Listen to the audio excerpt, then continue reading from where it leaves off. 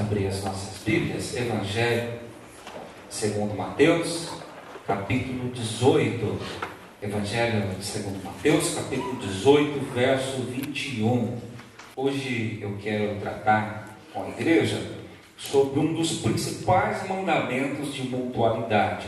Aliás, deste depende muitos dos outros mandamentos de mutualidade. Se esse que nós vamos ler aqui no texto e aprender não preceder as nossas vidas, muitos dos outros mandamentos, como suportar uns aos outros, amparar uns aos outros, acolher uns aos outros, orar uns aos outros, cai por terra. Hoje o tema é perdoar-vos uns aos outros. Quantas vezes se deve perdoar um irmão? É o subtítulo do texto. E diz assim, Mateus 18, 21. Então Pedro, aproximando-se, lhe perguntou: Senhor, até quantas vezes meu irmão pecará contra mim que eu lhe perdoe? Até 7 vezes? Respondeu-lhe Jesus: não te digo que até 7 vezes, mas até 70 vezes 7. Por isso, o reino dos céus é semelhante a um rei que resolveu ajustar contas com os seus servos. E passando a fazê-lo, trouxeram-lhe um que lhe devia 10.000 talentos.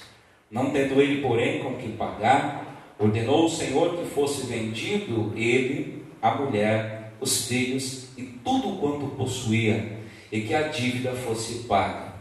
Então o servo, prostrando-se reverentemente, rogou: sê paciente comigo e tudo te pagarei. E o Senhor daquele servo, compadecendo-se, mandou-o embora e perdoou-lhe a dívida. Saindo, porém, aquele servo encontrou um dos seus conservos que lhe devia 100 denários, e agarrando-o, o sufocava, dizendo: paga-me o que me deves. Então o seu conservo, caindo-lhe aos pés, lhe implorava: sê paciente comigo e te pagarei. Ele, entretanto, não quis, antes, indo-se, o lançou na prisão, até que saldasse a dívida. Vendo seus companheiros o que havia passado, entristeceram-se muito e foram relatar ao seu senhor, tudo o que acontecera. Então o seu senhor, chamando, lhe disse: servo malvado, perdoei-te aquela dívida toda, porque me suplicaste. Não devias tu igualmente compadecer-te do teu conservo, como também eu me compadeci de ti? E indignando-se o seu senhor, o entregou aos verdugos, até que lhe pagasse toda a dívida. Assim também meu Pai Celeste vos fará, se do íntimo não perdoares cada um a seu irmão. Amém. Outro dia alguém disse: olha, falar de perdão outra vez. A gente já ouviu falar tanto sobre perdão. Deus nos ajude de chegar ao dia que a gente não precise mais falar sobre perdão. Mas quanto mais eu olho a humanidade, quanto mais eu observo o meu próprio comportamento, o nosso comportamento, eu vejo quão necessário é a gente se debruçar de novo e outra vez sobre algo tão importante, sobre um assunto tão importante como o perdão. É mais fácil falar sobre perdão do que praticar. Perdão é muito mais fácil na teoria, no discurso, exige muito mais na prática. Falar é mais fácil do que fazer. Talvez por isso, C.S. Lewis, um dos grandes autores cristãos dos últimos séculos, disse: é fácil falar sobre perdão, até que tenhamos de fato que perdoar alguém. É fácil, até o dia que a gente precisa pôr em prática. É fácil a gente falar, vira outra face, até o dia que a gente apanha a primeira vez na face. É fácil, mas é necessário. Porque quando não é fácil, mas é necessário. Porque quando nós examinamos as escrituras, irmãos, aprendemos que perdão é coisa muito séria. Quando nós lemos as escrituras com o mínimo de discernimento, de atenção, com o mínimo de temor no coração, nós aprendemos em toda a palavra de Deus que perdão é algo que precisa ser levado muito, muito a sério. Nós não temos opção: ou perdoamos ou adoecemos. Quem não aprende a perdoar vive doente. Doente na alma, doente no físico, doente no emocional. Ou aprendemos a receber perdão, a liberar perdão, ou adoecemos. Talvez por isso existam muitas famílias doentes, porque o perdão não está sendo liberado, o perdão ainda não foi praticado, ainda não foi aprendido. Por isso talvez existam muitos casamentos doentes, talvez por isso existam muitos relacionamentos entre pais e filhos, filhos e pais. Talvez por isso existam ainda muitas igrejas adoecidas, porque o perdão ainda não foi aprendido e praticado como deveria ser. Nós não temos opção. Quando nós nos debruçamos sobre a palavra de Deus, perdoamos ou não temos paz. Quem não perdoa não tem paz. Não há nada pior para tirar o sossego do nosso coração do que mágoas que nós entulhamos no fundo do nosso coração. E as mágoas, os rancores, o perdão que nós não liberamos fazem mal a nós, não ao outro. Primeiro a quem o guarda no seu coração. Quem não perdoa anda cabisbaixo, carrega um fardo nos ombros. Quem não perdoa não tem sorriso nos lábios. Quem não perdoa não tem paz, não tem brilho nos olhos. Perdoamos ou não somos perdoados. Talvez esse seja o maior incentivo para aprendermos a perdoar. Jesus diz no final da sua parábola: quem não perdoa não é perdoado. Perdão, meus amados irmãos, é imprescindível, não pode faltar para a vida, a caminhada da vida, essa aventura, essa experiência chamada vida. É insuportável sem a gente aprender a perdoar, porque temos falhas, falhamos uns com os outros, decepcionamos as pessoas. Não podemos ser ingênuos a ponto de pensar que nunca vamos decepcionar ninguém, que nunca vamos falhar com ninguém, que nunca vamos deixar de tratar alguém aquém do que deveríamos, como servos de Deus, como filhos de Deus. Nesse mundo, nessa vida, estamos sujeitos a magoar os outros e a sermos magoados. Infelizmente, assim é a vida. Precisamos aprender a perdoar. As pessoas estão entulhadas de mágoas. Eu li uma pesquisa recentemente que mostra que 50% dos leitos hospitalares estão ocupados por pessoas que desenvolveram doenças psicossomáticas. Olha que coisa terrível. E abro um parênteses, a pessoa que guarda mágoa, a pessoa que não trata as suas emoções, os seus sentimentos, a pessoa rancorosa, a pessoa angustiada, pode vir a desenvolver até mesmo um tipo de câncer. De fato, de verdade, a mágoa mata. Mata em todos os sentidos. Mata as emoções, mata a alegria, mata o prazer pela vida, mata a convivência, mata a harmonia do lar, mata a harmonia da igreja, mata o corpo, mata de fato e de verdade. Sem perdão, meus irmãos, não dá para viver vida cristã. Se perdão é essencial para vivermos a vida, essa experiência chamada vida, quanto mais para vivermos a vida em comunidade.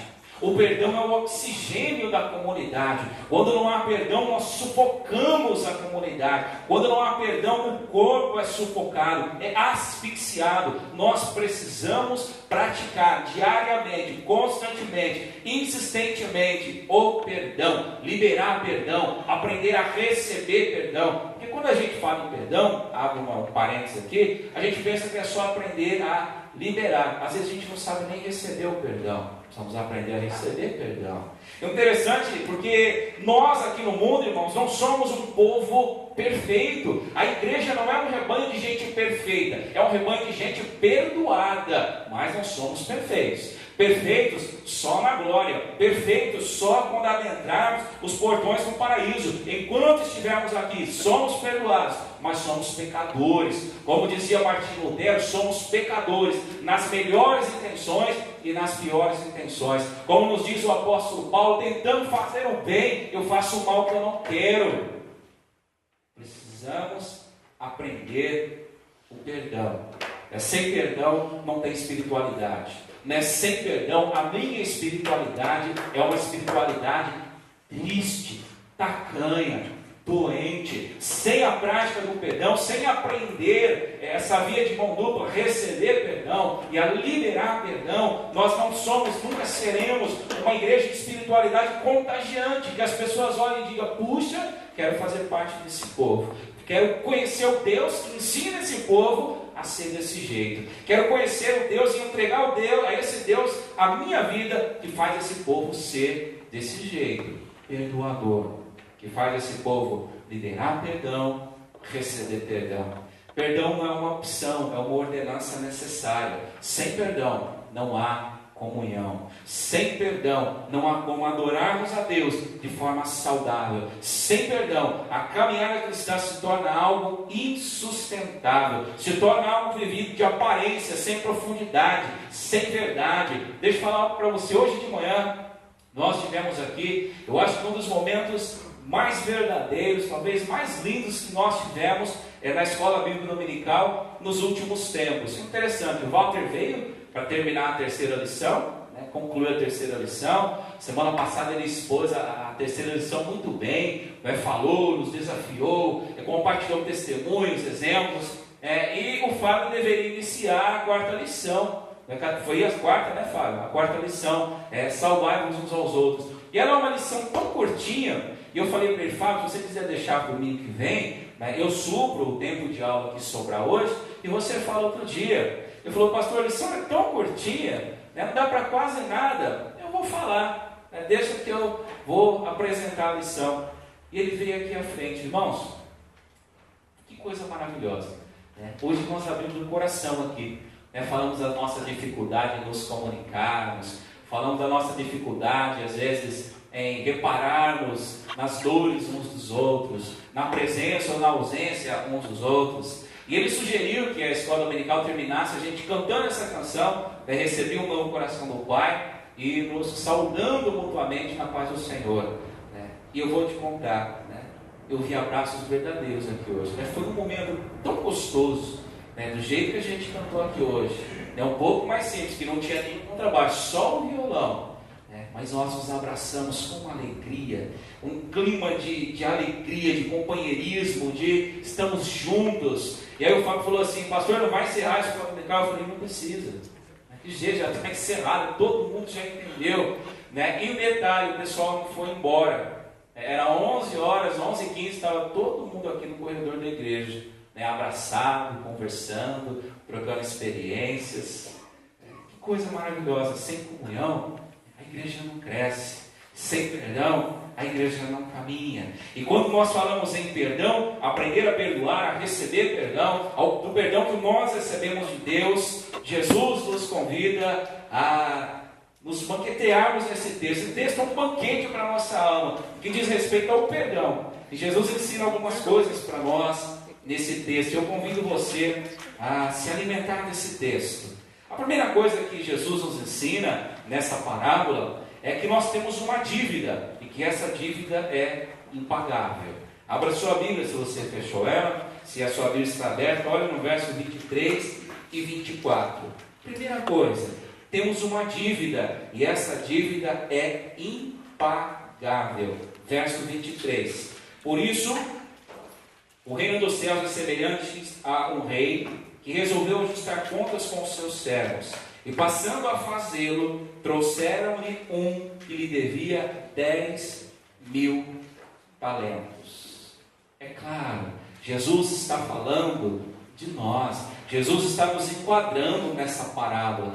Deus, o nosso Pai, é este rei, é o Senhor desse reino. E eu e você somos esse a quem Deus presta conta, a quem Deus chama para uma prestação de contas, meus amados irmãos. Nós somos confrontados por Deus. Quando nós nos colocamos diante de Deus, somos pesados na sua balança. Ele pesa as nossas motivações, avalia as nossas obras. Como nos ensina o Salmo 139, Deus sonda a nossa mente, o nosso coração, conhece o profundo dos nossos pensamentos. Antes de nós termos palavras nos lábios, Ele já sabe o que nós vamos falar. Deus nos sonda, esquadrinha esquadrinha cada canto do nosso coração, né? O Espírito Santo de Deus sonda e conhece cada sentimento do nosso coração. Os nossos sentimentos, os mais belos e os mais horrendos, estão todos patentes aos olhos de Deus. Nada está escondido aos olhos de Deus, e o resultado é um só: todos somos devedores. Romanos capítulo 3, verso 10 nos diz que Deus sonda a terra e não encontra um justo sequer. O resultado da sondagem de Deus é: não há um sequer que busque o bem. Todos se extraviaram e todos se fizeram perdidos. Todos. Não há um justo sequer. Temos uma dívida para com o Senhor. Todos nós. Todos nós. E mais, Jesus nos ensina nessa parábola que essa dívida é impagável. É interessante, irmãos, Jesus usa aqui uma hipérbole para falar da dívida desse homem. Era impossível alguém dever naquele tempo, nos tempos de Jesus, uma dívida de 10.000 talentos. Impossível. Interessante, 10.000 talentos seria o equivalente a 350 mil quilos de ouro. É muito ouro.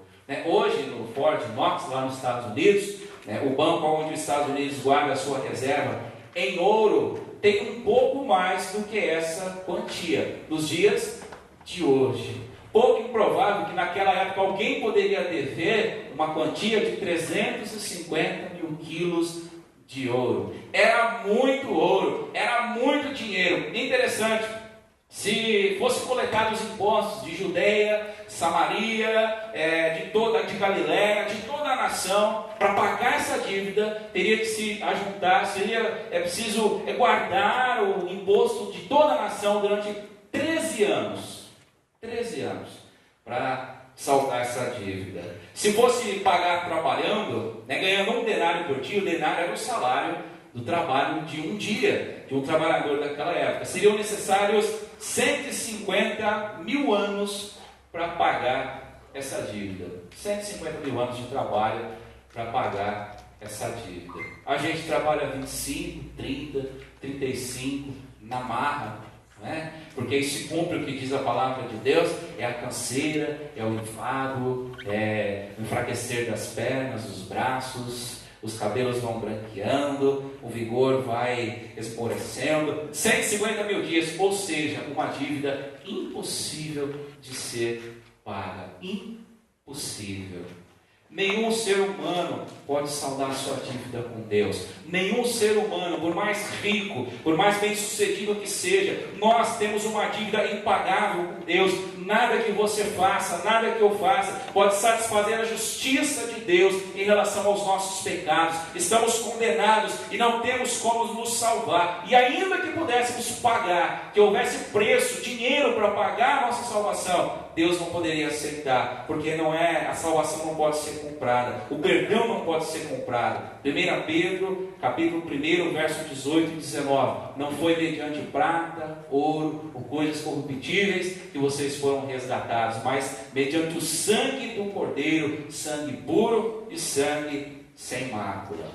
Todos temos uma dívida, e essa dívida é impagável. Quando a gente pensa nisso, a gente pensa no perdão, a gente precisa ser mais brando.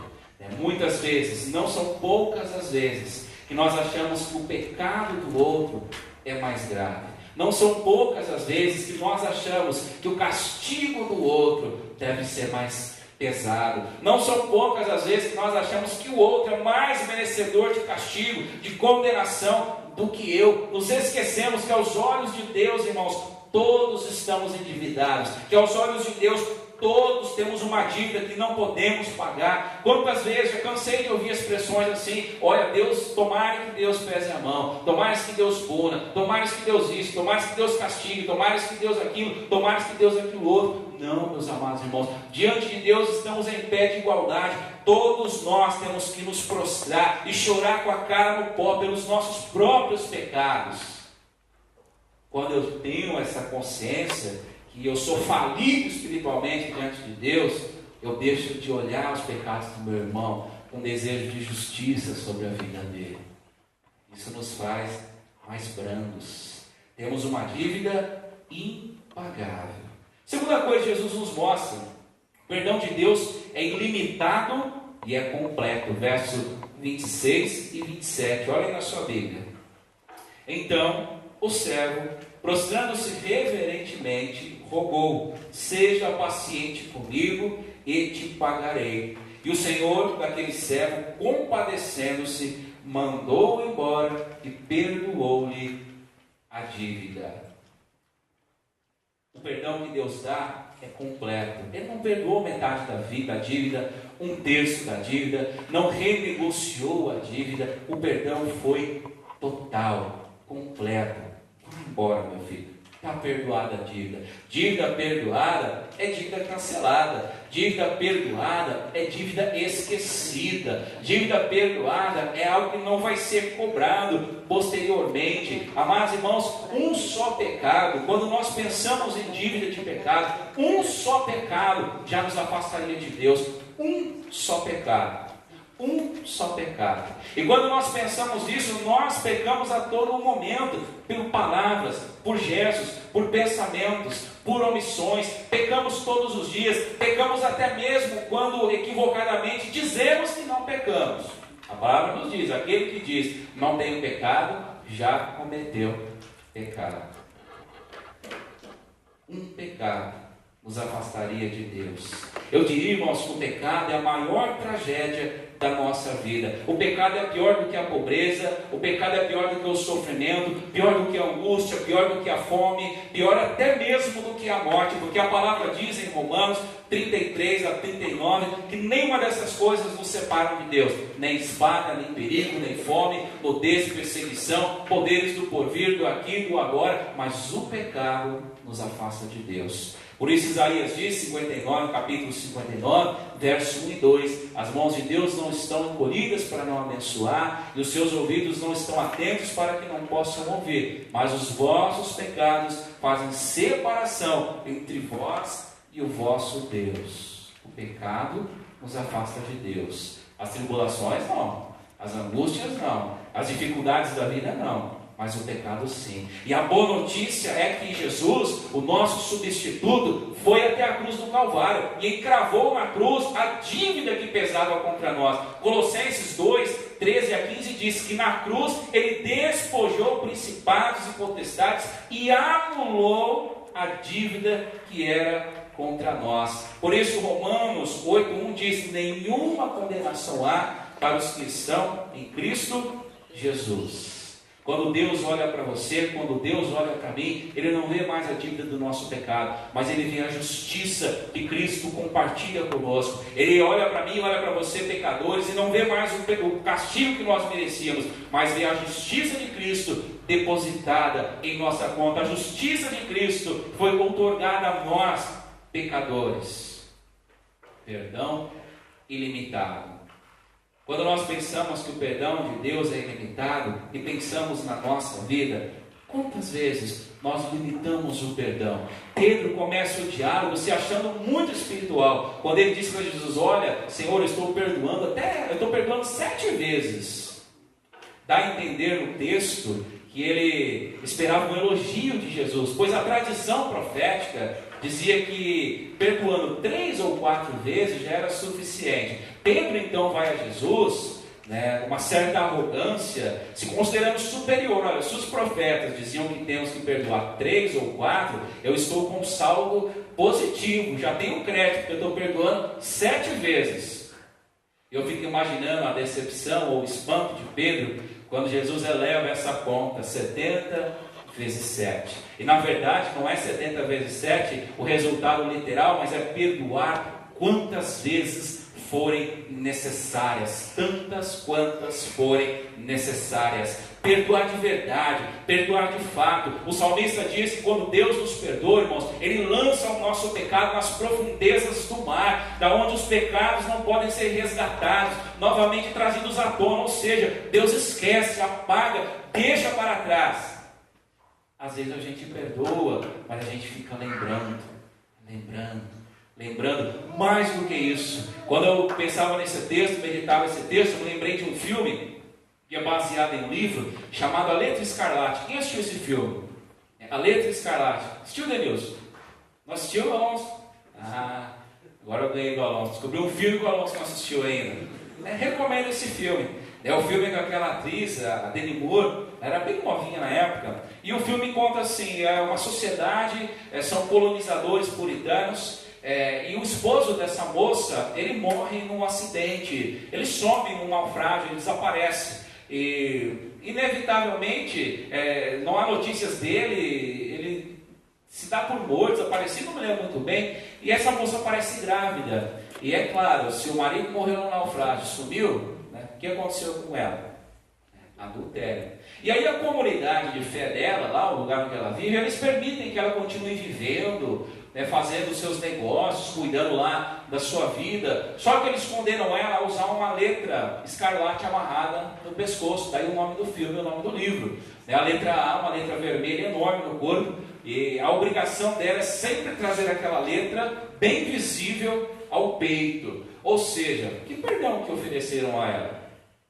Que perdão que ofereceram a ela? E ela passa todo o filme sendo humilhada. Onde ela chega, as pessoas olham aquela letra, saem do ambiente, deixam ela sozinha, e ela sofre coisas terríveis, principalmente porque não quis confessar quem era o pai da criança. É uma história muito bonita, muito interessante. Às vezes nós perdoamos, mas penduramos a letra escarlate no pescoço do outro. A gente não para de jogar na cara do outro. O erro, a gente não para de trazer a memória, não para de torturar o outro com o que foi perdoado, não para de se torturar com o que supostamente perdoamos. Perdão é de verdade. Quando a gente perdoa, a gente tem que fazer com a semelhança do Senhor Deus, lançar nas profundezas. Perdão que não é deixado, a ofensa que não é perdoada e deixada para trás, se torna ferida mal sarada, se torna algo horrível. Terceira coisa que o texto ensina para nós: perdão de Deus é incondicional. Verso 25 e 26. Não tendo ele, porém, com que pagar, ordenou o seu senhor que fosse vendido ele, a mulher, os filhos e tudo quanto possuía, e que a dívida fosse paga.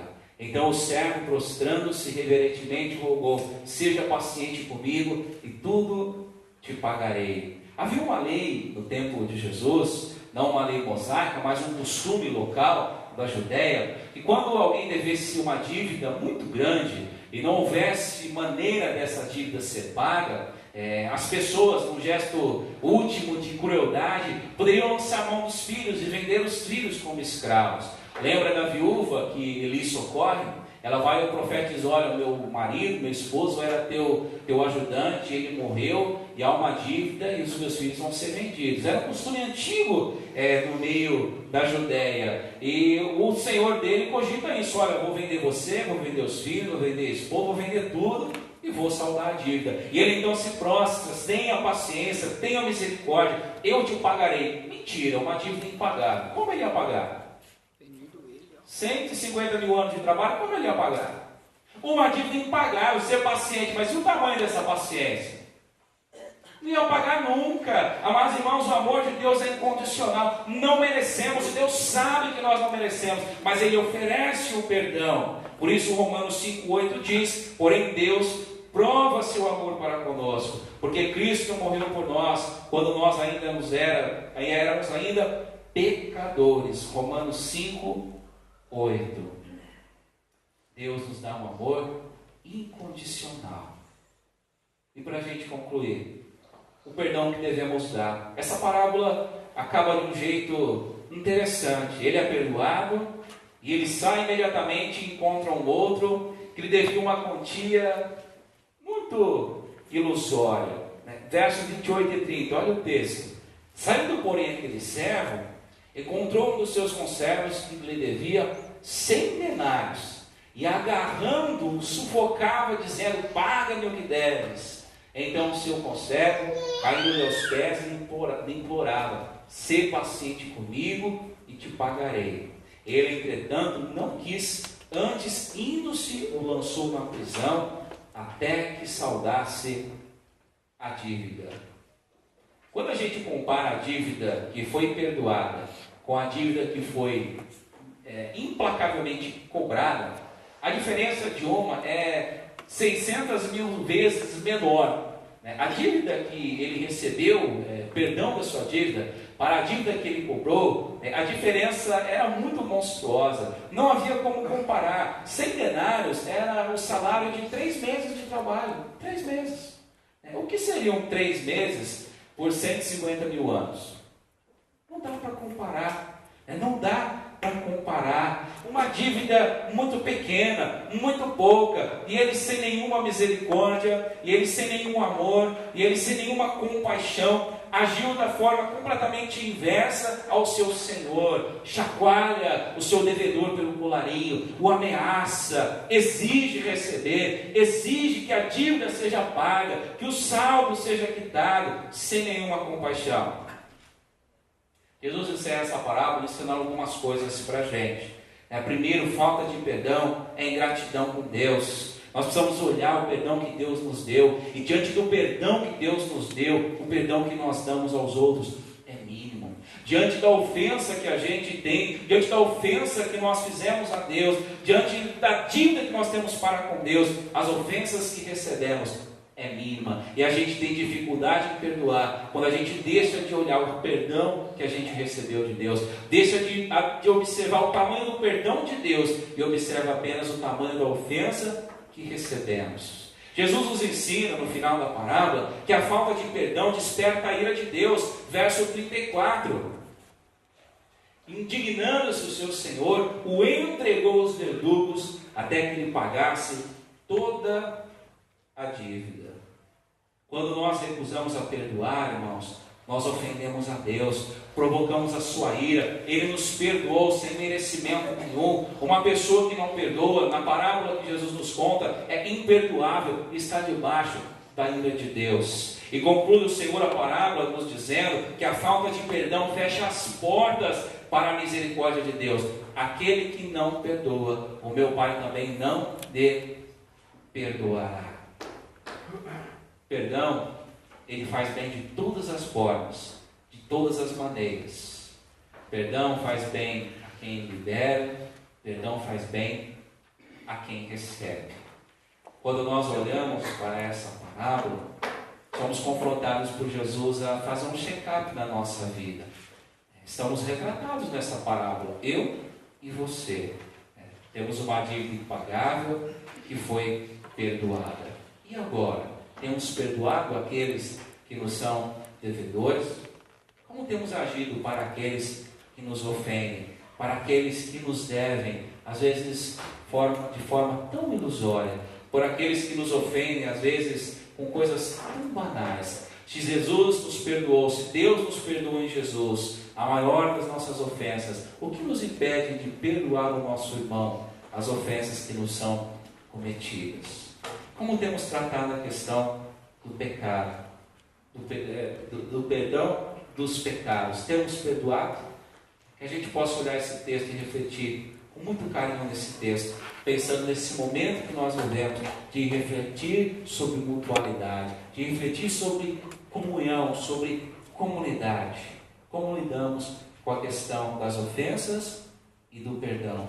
Que Deus nos ajude a sermos perdoadores, para que sejamos perdoados por Ele sempre, para que a nossa comunhão com Deus seja viva, seja verdadeira, para que a nossa espiritualidade seja saudável, para que não sejamos doentes na alma, no coração, no espírito. Que Deus nos ensine a sermos perdoadores em nome de Jesus. Amém? Amém.